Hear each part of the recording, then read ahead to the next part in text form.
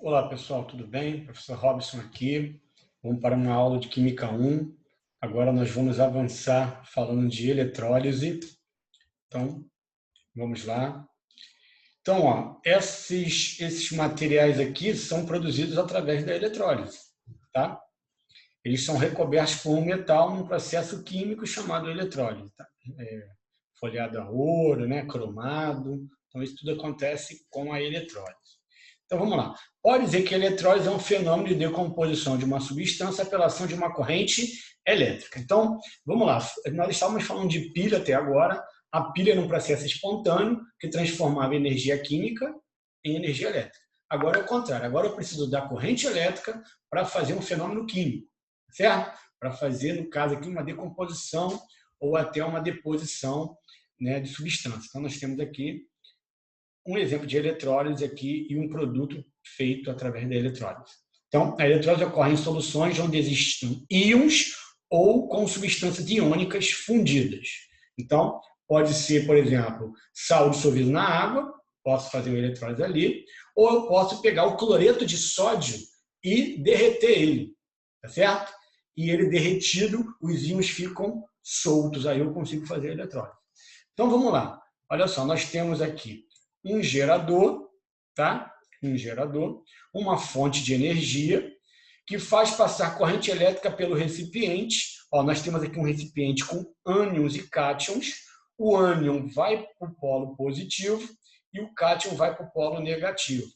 Então, a substância fundida provoca a reação, ela vai depositar e vai produzir aquilo que eu desejo. Ok? Então, vamos lá.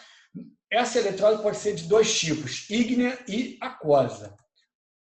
A eletrólise ígnea ocorre com a substância iônica na fase líquida, fundida. Aquilo que eu falei, o cloreto de sódio, o sal de cozinha derretido. Aí eu faço a eletrólise ígnea dali. Ela, do jeito que a gente conhece, não tem como a gente trabalhar. E podemos fazer também a eletrólise aquosa, que ocorre quando o eletrólise se encontra dissolvido na água. Bem, então, dois tipos de eletrólise. Nós temos aqui, a eletrólise funcionando já. Os elétrons passam do polo positivo, vão para o polo negativo. Nós temos um gerador, cátions e ânions aqui. Então, no polo negativo, que mudou, tá, pessoal? O polo negativo na pilha era o quê? Ânion. Agora é o cátodo. Então, no polo negativo, que é o cátodo, os elétrons, os cátions recebem os elétrons. Então, os cátions, eles vão aqui, e recebem os elétrons aqui. Então, acontece mais ou menos aqui. O cátion positivo recebe elétrons e se transforma na substância, número de oxidação zero, né? Ela é um metal propriamente dito. E no polo positivo, que é o ânodo, os ânions perdem elétrons. Então, aqui acontece a oxidação, eles vão descarregar aqui. Tudo bem? Então, olha o que acontece no polo positivo. Um ânion, ele perde elétron e se transforma em A. Ok? A menos se transforma em A. Então, vamos lá ver isso na prática. Na eletrólise, o polo negativo é o cátodo e o polo positivo é o ânodo, é o contrário da pilha. Então, vamos lá. Olha só o primeiro exemplo. Eletrólise ígnea do cloreto de sódio. Eletrólise ígnea, eu pego o cloreto de sódio, derreto ele. Então, o polo negativo vai receber o elétron e vai se transformar em sódio zero. Tudo bem? Polo negativo, o sódio recebe elétron e se transforma em sódio zero. E no polo positivo, o cloro perde elétron e se transforma em cloro gasoso. Não existe Cl, né? O que existe é o cloro gasoso. Mesma coisa que flúor gasoso, nitrogênio, né? Todos eles vão ser formados assim. Tudo bem? Aqui, eu tenho que colocar 2 para poder balancear, né? Como eu tenho 2 cloros aqui, só tinha 1, coloco 2 aqui, balanceei. Aí aqui eu tenho que colocar também. Tudo bem? Multiplico todo mundo por 2. Ali eu coloco 2 também, por quê? Para poder cortar 2 elétrons com 2 elétrons, para ficar com carga zero aqui. Ok? Tudo bem? Então vamos lá. Reação global, basta eu somar. 2Na mais 2 elétrons, 2Cl2, vou somar do jeito que estava ali já, e eu vou chegar no final, cloreto de sódio fundido, eu vou produzir sódio metálico e cloro gasoso. Isso é uma forma industrial, tá? De produzir sódio metálico e cloro gasoso. Eu pego o cloreto de sódio e faço eletrólise ígnea do cloreto de sódio. Então, ó, polo negativo recebeu elétron, polo positivo doou elétron. Tudo bem? Na eletrólise aquosa, teremos a presença de 2 cátions e 2 ânions. Aqui, ó, voltando aqui, eu só tinha um cátion, que era o sódio, e um ânion, que era o cloro. Já na eletrólise aquosa, eu vou ter 2 cátions, o metal e o H+ da água, e eu vou ter o A metal e o OH- da água. Então, quem é que vai descarregar? Qual deles que vai descarregar? Qual dos cátions e qual dos ânions? Então, tem uma regra, ó. Polo positivo, a hidroxila descarrega antes que os ânions oxigenados e fluoreto. Então, se na solução tiver algum ânion oxigenado, exemplo, SO4, e tiver o fluoreto, a hidroxila que vai descarregar. Então, ânions não oxigenados maior do que a hidroxila, que é maior que ânions oxigenados. Então, qualquer ânion não oxigenado vai descarregar na frente da hidroxila. E a hidroxila vai descarregar na frente de qualquer ânion oxigenado e fluoreto. Já no polo negativo, o H+ da água vai descarregar antes dos cátions dos metais alcalinos terrosos e alumínio. Então, se eu tiver um metal alcalino, um alcalino terroso, um alumínio, o H+ que vai descarregar. Agora, se for qualquer outro, esse outro metal vai descarregar. Então, ó, demais cátions tem prioridade ao H+, que tem prioridade aos metais alcalinos terrosos e alumínio. Então, na descarga do H+, como é que o H+ vai descarregar se caso for o H+? Ele vai ganhar 2 elétrons e vai virar o gás hidrogênio.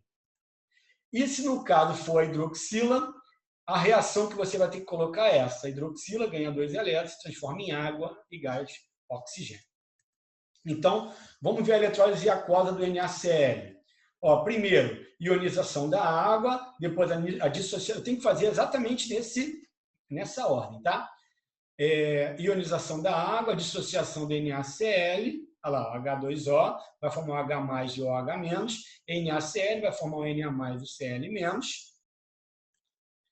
Aí, qual vai descarregar no polo positivo? O cloreto, ele não é um ânion oxigenado, então ele vai descarregar na frente da hidroxila. Aqui, ele está descarregando, ó. 2 Cl- ganhou 2 elétrons, né? E perdeu 2 elétrons e virou Cl2, porque o Cl tem prioridade ao OH. Agora, no cátodo, quem vai descarregar? Aqui, ó, note que o sódio ele perde para o H+. Então, o H+ que vai descarregar. Então, ó, o H+ ganha 2 elétrons e transforma em H2. Ok? Então, vamos lá. O ânion que ganhou foi o cloreto, então ele se descarregou. E o cátion que ganhou foi o H+, ele se descarregou. Agora, eu vou fazer uma reação global ali. Ó. No cátodo, quem descarrega é o cloreto. No ânodo é o cloreto, no cátodo é o hidrogênio. Então, ficam na solução. Então, nós vimos aqui, ó, que o que fica na solução que não aconteceu nada com eles? Ó, o Na+, o OH-, esses caras ficaram na solução. Então, ó, o que ele está falando aqui, ó, ficam na solução os íons Na+ e OH-. NaOH é uma base, ó. Então, formam-se o hidróxido de sódio. Então, a reação global que vai acontecer na eletrólise ígnea vai ser, ó, NaCl mais água vai formar o H2, que foi formado aqui no cátodo, o Cl2, que foi formado no ânodo, e o NaOH, que estava na solução. Cara, é isso mesmo. Se eu fizer uma eletrólise ígnea do cloreto de sódio, eu produzo gás hidrogênio, gás cloro e hidróxido de sódio. Isso é produção industrial, ok?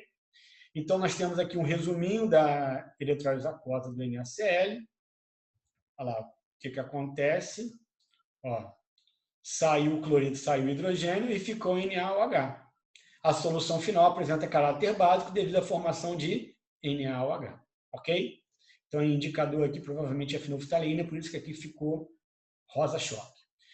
Para acabar, a eletrólise aquosa do sulfato de cobre. Então, nós temos a ionização da água, dissociação do sulfato de cobre. E, ó, quem é que ganha aqui, ó? Então, ó, como o cobre... Desculpa, aqui, ó. A hidroxila ganha por quê?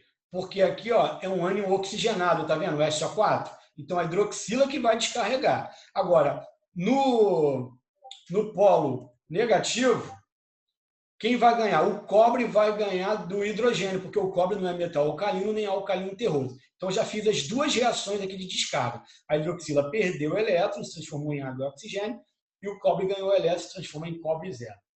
Então, o que ficou na solução dessa vez sobrando? Ficou o H+, que não reagiu, e o SO4. Cara, hidrogênio com SO4 vai formar o ácido sulfúrico, né? Então, ó, a reação global aqui, ó, ficaria...